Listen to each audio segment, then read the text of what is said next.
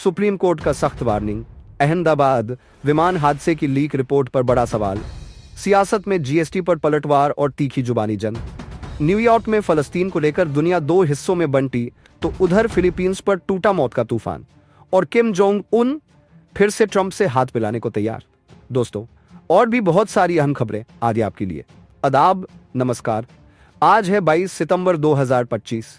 देश विदेश की बड़ी और अहम खबरों के साथ मैं आपका होस्ट अनीस अंसार और आप देख रहे हैं ग्लोबल आवाज। तो चलिए शुरू करते हैं आज की सुर्खियों से, लेकिन उससे पहले चैनल को सब्सक्राइब करना बिल्कुल न भूलें।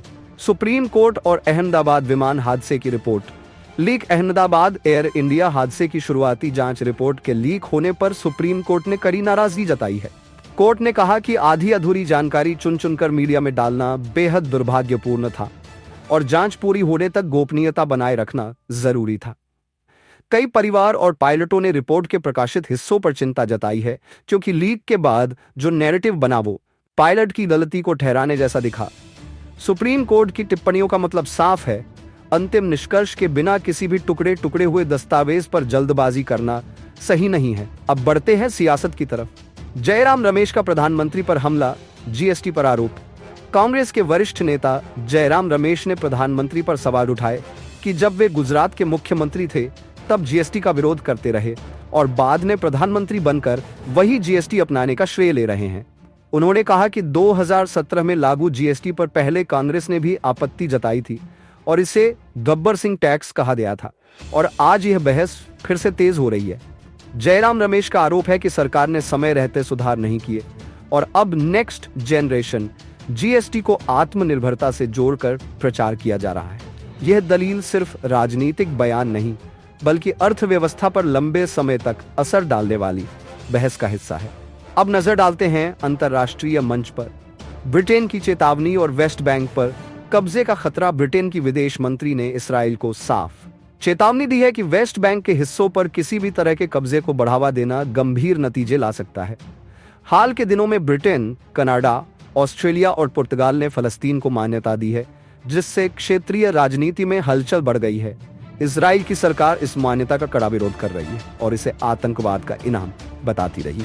अगर वेस्ट बैंक में और विस्तार हुआ तो मध्य पूर्व की संवेदनशील स्थिति और बिगड़ सकती है। इसलिए ओरल और कूटनीतिक दबाव दोनों की सूरत बन रही है ताकि आगे बड़े कदमों से टकराव टला जा सके। अब चलते हैं प्राकृतिक आपदा की ओर। फिलीपींस में तूफान रगासा की चेतावनी। फिलीपींस में तूफान रगासा से भारी तबाही की आशंका है। स्थानीय प्रशासन ने हजारों लोगों को सुरक्षित स्थानों पर पहुंचा दिया है।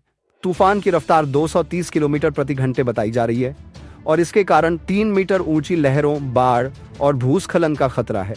स्कूल और सरकारी दफ्तर बंद कर दिए गए हैं और बाबुयान द्वीप, जिसमें करीब 20,000 लोग रहते हैं, सबसे ज्यादा खतरे में माना जा रहा है। मनीला समेत कई इलाकों में अलर्ट जारी है। राहत और बचाव की तैयारियां तेज हैं ताकि जनहानि कम से कम हो सके। अब एशिया की सुरक्षा समीकरण की तरफ चलते हैं। किम जोंग उन का संदेश और संभावित वार्ता का दरवाजा। उत्तरी कोरिया के नेता किम जोंग उन ने कहा है कि अगर अमेरिका परमाणु निरस्तीकरण की जिद छोड़ दे और वास्तविकता को स्वीकार करे तो वे अमेरिका के साथ बैठकर बातचीत करने से इनकार नहीं करेंगे। किम ने व्यक्तिगत रूप से डोनाल्ड ट्रंप के साथ पुरानी यादों का भी जिक्र किया और कहा कि उनकी यादें अच्छी हैं। अमेरिकी सियासत में भी कुछ नेता और दक्षिण कोरियाई नेतृत्व ने मिलन की संभावना पर संकेत दिए हैं। यह संकेत तभी असरदार होंगे जब कूटनीति में भरोसेमंद वार्ता और सुरक्षा गारंटी की बात आगे बढ़े, वरना बयानबाजी पर ही सब सिमट सकता है। और अब लौटते हैं न्यूयॉर्क में हो रही सबसे अहम कूटनीतिक हलचल पर।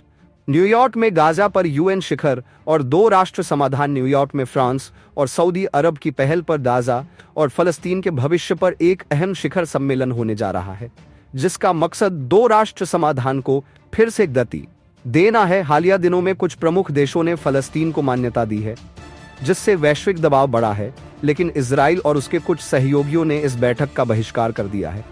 संयुक्त राष्ट्र उम्मीद जता रहा है कि यह वार्ता एक ऐसा रोड मैप दे सकती है जो हिंसा रोके और राजनीतिक समाधान की राह साफ करे। मगर असल चुनौती वही है, किस तरह से सहमति बनती है और कितनी जल्दी कूटनीतिक कदम जमीन पर असर दिखा पाते हैं।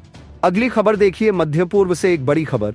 ईरान की सशस्त्र सेनाओं के चीफ ने साफ चेतावनी दी है कि अगर दुश्मनों ने जरा भी आक्रामक कदम उठाया तो जवाब ऐसा होगा जो कल्पना से भी परे होगा। उन्होंने कहा कि ईरान की सेना निर्णायक और रणनीतिक रूप से चौंकाने वाला वार करने के लिए पूरी तरह तैयार है। यह बयान ऐसे समय आया है जब क्षेत्र में तनाव बढ़ा हुआ है और कई ताकतें ईरान पर दबाव बना रही हैं। ईरान का यह संदेश सीधा है, किसी भी हमले की कीमत बहुत भारी चुकानी होगी। तो दोस्तों, ये थी आज की देश की बड़ी और अहम खबरें। अगर वीडियो पसंद आए तो लाइक और शेयर जरूर करें और जुड़े रहिए ग्लोबल आवाज के साथ। मैं हूं अनीस अंसार, मिलते हैं अगली वीडियो में, तब तक के लिए अलविदा।